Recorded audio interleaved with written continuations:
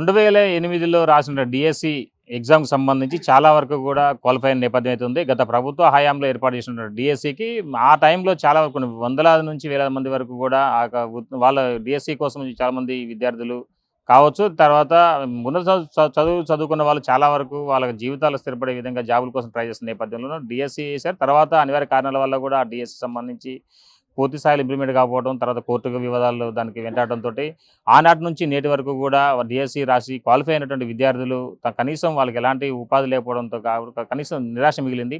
ఫలితంగా చూసుకుంటే మాత్రం కాంగ్రెస్ ప్రభుత్వం ఏర్పడిన తర్వాత రేవంత్ రెడ్డి నేతృత్వంలో మొత్తానికైతే మాత్రం ఇలా గతంలో 2008లో ఎవరైతే డిఎస్సి క్వాలిఫై అయినటువంటి వాళ్ళందరూ అభ్యర్థులు ఉన్నారో వాళ్ళందరికీ కూడా వాళ్ళకి ఉపాధి చూపెట్టే విధంగా నిర్ణయం తీసుకోవడంతో వీళ్ళంతా కూడా హర్షం వ్యక్తం చేస్తూ ఈ రోజు వాళ్ళందరికీ కూడా మొత్తానికైతే మాత్రం కాంట్రాక్ట్ సోర్స్ మీద వీళ్ళందరినీ కూడా తీసుకునేందుకు రాష్ట్ర ప్రభుత్వం గ్రీన్ సిగ్నల్ ఇచ్చింది. ఫలితంగా చూసుకుంటే మాత్రం ఖమ్మం నగరంలో ఉన్న పాత డిఓ ఆఫీస్ దగ్గర మొత్తం కూడా వీళ్ళంతా ఎవరైతే క్వాలిఫై అయిన లబ్ధాలు ఉన్నారో వాళ్ళంతా కూడా ఇప్పుడు వాళ్ళకి వెరిఫికేషన్ చేసుకుంటూ వాళ్ళకి పోస్టింగ్లు ఇచ్చేందుకు అంత రంగం సిద్ధమైంది. దానికి సంబంధించి మనతో పాటు అభ్యర్థులు మనతో పాటు మనం మాట్లాడుతుందాం.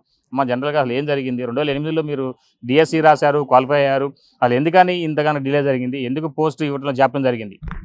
సార్, నా పేరు భాగ్యలక్ష్మి సార్. మేము 2008 డిఎస్సి అభ్యర్థిని సెలెక్ట్ అయ్యాం సార్. మా సర్టిఫికేట్స్ కూడా వెరిఫికేషన్ చేశారు.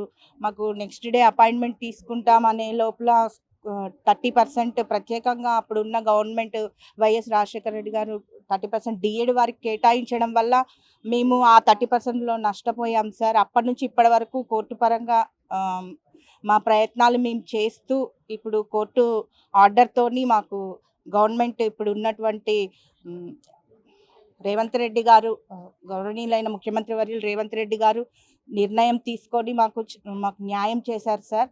మేము ఈ 16 సంవత్సరాల మానసిక వేదనకు ముగింపు పలికారు. ఆయనకు నిజంగా మా అందరి తరపున కృతజ్ఞతలు తెలియజేసుకుంటున్నాము.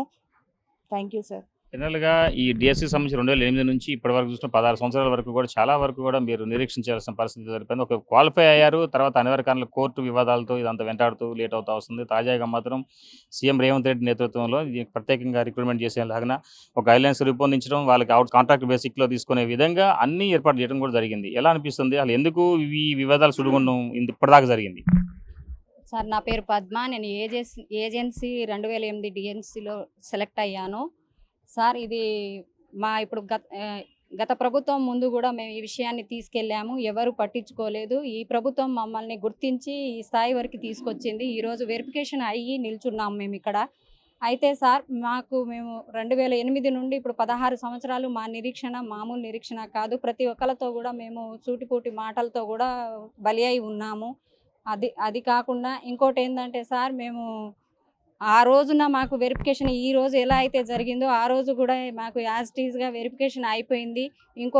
ఈ నైట్ గడిస్తే తెల్లారి మేము పోస్టింగ్ తీసుకోవాలి, ఆర్డర్స్ మా చేతిలో పడేవి. ఆ టైంలో మాకు మధ్యంతర ఉత్తర్వులాగా 28 జీవో అనేది వచ్చింది సార్. ఆ జీవో వల్ల 30% రిజల్ట్ తీయడం జరిగింది. ఆ 30%లో మేము లాస్ అయ్యాము. 16 సంవత్సరాల నుండి ఇప్పుడు మేము ఆ గవర్నమెంట్ చుట్టూ తిరిగి గత ప్రభుత్వంని కూడా చెప్పడం జరిగింది. మేము కేసీఆర్ గారు ఉన్నప్పుడు కూడా వెళ్ళి మేము అడగడం జరిగింది. వాళ్ళు మాకు అసలు ఏ మాత్రం కూడా సుముఖత చూపలేదు, మమ్మల్ని పక్కన నెట్టి పడేశారు. ఇప్పుడు ఈ ప్రభుత్వం మమ్మల్ని గుర్తించి మాకు ఈ రోజున కాంట్రాక్ట్ బేసిన ఉద్యోగం ఇప్పిస్తామని చెప్పేసి హామీ ఇవ్వడం జరిగింది. ఆ ప్రకారంగానే ఈరోజు వెరిఫికేషన్ జరిగింది. కాకపోతే సార్, మేము ఇన్ని సంవత్సరాలు లాస్ అయి ఉన్నాము, 16 సంవత్సరాలు లాస్ అయినాము. మాకు వయసుల రీత్యా అయితే ఏంటిది, అట్లాగే ఫైనాన్స్ పరంగా అయితే ఏంటిది, మేము చాలా లాస్ పడి ఉన్నాము, వెనకబడి ఉన్నాము. కాబట్టి మాకు ఇచ్చే పోస్టింగ్ కూడా కాంట్రాక్ట్ బేస్ కాకుండా రెగ్యులర్ బేస్లో ఇవ్వాలనేసి మేము కోరుకుంటున్నాం సార్. మేము మీకు ఎన్నటికి మా లాస్ట్ జీవితం గడిపేంత వరకు కూడా మేము మిమ్మల్ని గుర్తించుకొని ఉంటాము సార్. సార్, ఈ అవకాశం ఇచ్చినందుకు రేవంత్ సార్ గారికి మరియు మా ఖమ్మం తరపున ఉన్నటువంటి మా ఎంపీ ఎమ్మెల్యేలందరికీ కూడా మేము మా ప్రత్యేక ధన్యవాదాలు తెలియజేసుకుంటున్నాం సార్.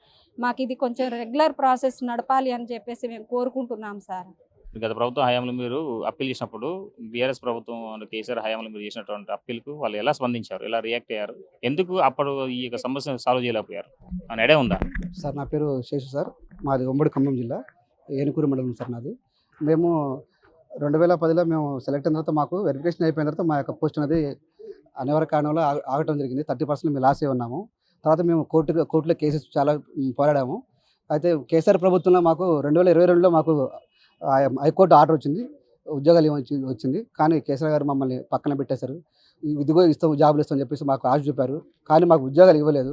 ఇవ్వకపోగా మా యొక్క నిరుద్యోగులను మమ్మల్ని మా మీద వ్యతిరేకంగా సుప్రీంకోర్టుకి వెళ్ళడం జరిగింది.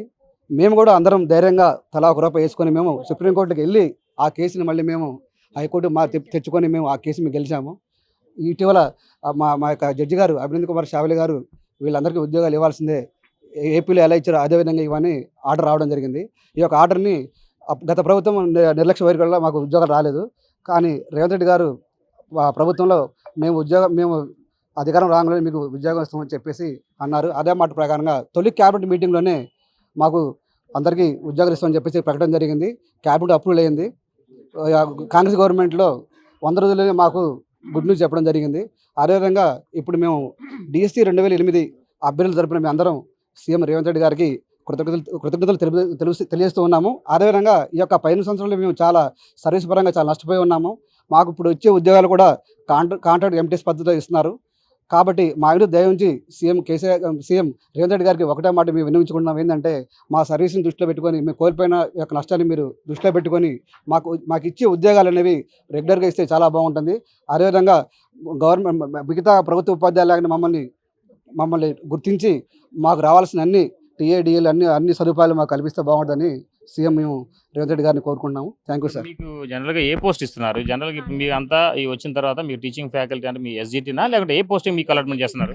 సార్ ఇప్పుడు మాకు ఇచ్చే పోస్టు మేము సెలెక్ట్ అయిన post SGT sir, secondary grade teacher select అయ్యాను. అదే మేము అప్పుడే మీకు జాయిన్ ఉంటే మేము సర్వీస్ పరంగా మేము ఇప్పుడు ప్రమోషన్లో ఉండి కొంతమంది మేము మాలో వాళ్ళు కొంతమంది స్కూల్ అసిస్టెంట్గా వెళ్ళిపోవచ్చు. అటువంటి అవకాశం మేము కోల్పోయాము. కాబట్టి గవర్నమెంట్కి మేము ఒకటే మేము తెలియజేస్తున్నాము, దయవుంచి మా ఇంట్లో దయవుంచి మాకు ఇచ్చే ఉద్యోగాలు అనేవి త్వరలోనే మీరు రెగ్యులర్గా చేస్తారని మేము మరీ వేడుకుంటున్నాం. Thank you. మొత్తానికి దీనికి సంబంధించి ఈ ఎంతమంది ఈ యొక్క 2008 సంబంధించినటువంటి అభ్యర్థులు ఉన్నారు, వాళ్ళకి సంబంధించినటువంటి నియామకం సంబంధించి ఎందుకు బ్రేక్ పడింది, ఇప్పుడు ప్రజెంట్ రేవంత్ సర్కార్లో మళ్ళీ వీళ్ళకి గ్రీన్ సిగ్నల్ ఇచ్చిన తర్వాత వీళ్ళు ఇప్పుడు ఎంతమందిని వీళ్ళని అభ్యర్థుల్ని ఎంపిక చేశారు, వాళ్ళకి ఎలాంటి పోస్టింగ్ ఇస్తున్న సంబంధించి మనతో పాటు ఈ యొక్క ఈ యొక్క విద్యాశాఖకు సంబంధించిన సూపరింటెండెంట్ మనతో పాటు మనం మాట్లాడుతుందాం. ఒకసారి మనం చెప్పండి, వాళ్ళు ఎంతమందిని తీసుకున్నారు, వీళ్ళకి ఎంతమంది ఉమ్మడి జిల్లా వ్యాప్తంగా చూసుకుంటే వాళ్ళు ఎంతమంది అభ్యర్థులు ఉన్నారు? అప్పుడు ఇప్పుడు వయసు రీత్యా కొంతమందికి ఏజ్ బార్ కావచ్చు, మరి కొంతమంది వాళ్ళ జీవితాల్లో కొంతమంది జాబ్ వచ్చిన వాళ్ళు కూడా ఉన్నారు ఈ వివిధ డిపార్ట్మెంట్లలో. మరలా మిగిలిన వాళ్ళు వీళ్ళంతా కూడా వీళ్ళకి ఇప్పుడు మీరు ఎంతమంది తీసుకుంటున్నారు ఓవరాల్ చూసుకుంటే ఉమ్మడి జిల్లా? ప్లెయిన్ ఏరియా వచ్చేసి 128 మందిని కాల్ఫర్ చేయడం జరిగిందండి. ఇప్పటి వరకు అయితే ఈ నిమిషం వరకు అయితే 62 మంది వెరిఫికేషన్ జరిగింది. ఏజెన్సీ వచ్చేసి 215 మందిని పిలవడం జరిగింది. 18 మంది మాత్రమే వచ్చి ఉన్నారు ప్రజెంట్ వరకు.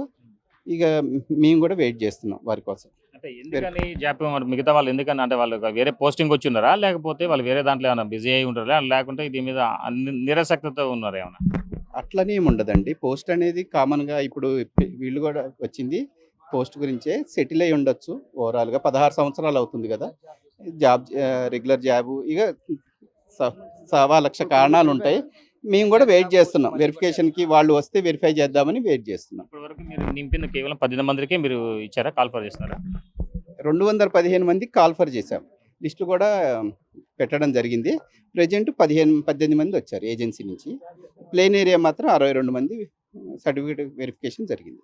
125 మందికి 62 మంది వెరిఫికేషన్ అయింది. సో మొత్తానికైతే ఇప్పుడు ఓవరాల్ చూసుకుంటే వీళ్ళందరికీ ఇచ్చిన పోస్ట్ మొత్తం ఎస్జిటి అందరికీ ఒకటే పోస్ట్ అంతా బీఈడి క్వాలిఫికేషన్ ఉన్న వాళ్ళు ఎస్జిటి కోసం వచ్చారనమాట.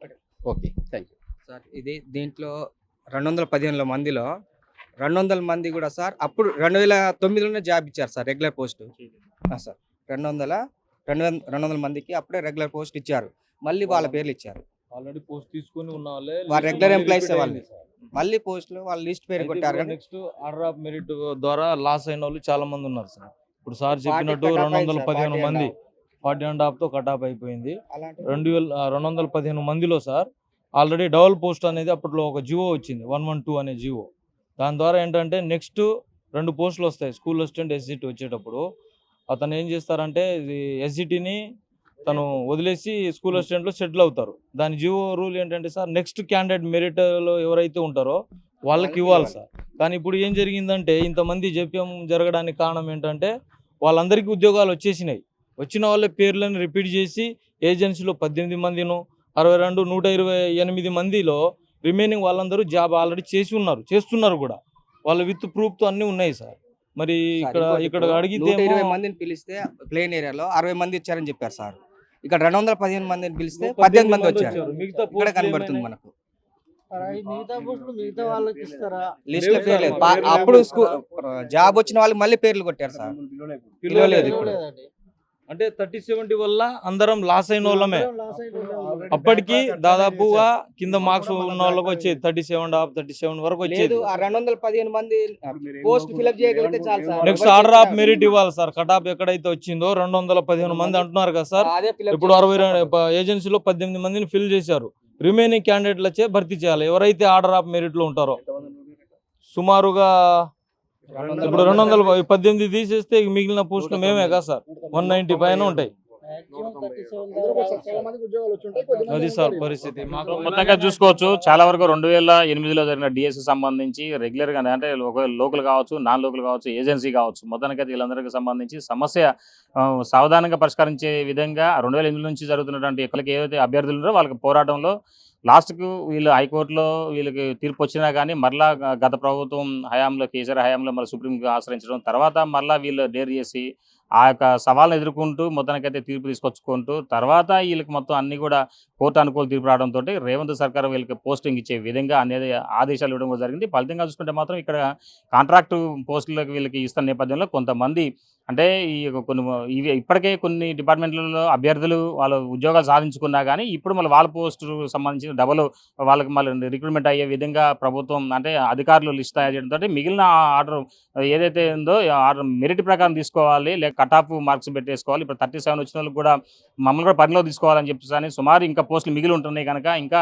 195 మందికి కూడా న్యాయం జరిగే విధంగా ఈ ప్రభుత్వం మమ్మల్ని చర్య తీసుకోవాలని చెప్పి కోరుతున్నారు అభ్యర్థులు. అయితే వీళ్ళు ఈ బాధ ఇలా ఉంటే ఒకవైపున పోస్టింగ్ వచ్చిన వాళ్ళ పరిస్థితి మాత్రం వాళ్ళ మాత్రం సంతోషం వ్యక్తం చేస్తూ మళ్ళీ ఆ పోస్టింగ్లు కంపల్సరిగా మళ్ళీ ఇదే సీఎం రేవంత్ రెడ్డి మళ్ళీ వాటి రెగ్యులర్ చేస్తే తమ జీవితాలు గుర్తుపెట్టుకుంటామని చెప్పి చెప్తున్న నేపథ్యం కూడా ఇక్కడ ఉంది. ఇది కొంత తాజా పరిస్థితి. Sampath Bhaskar, big TV, Khammam. For more videos like this, subscribe Big TV channel.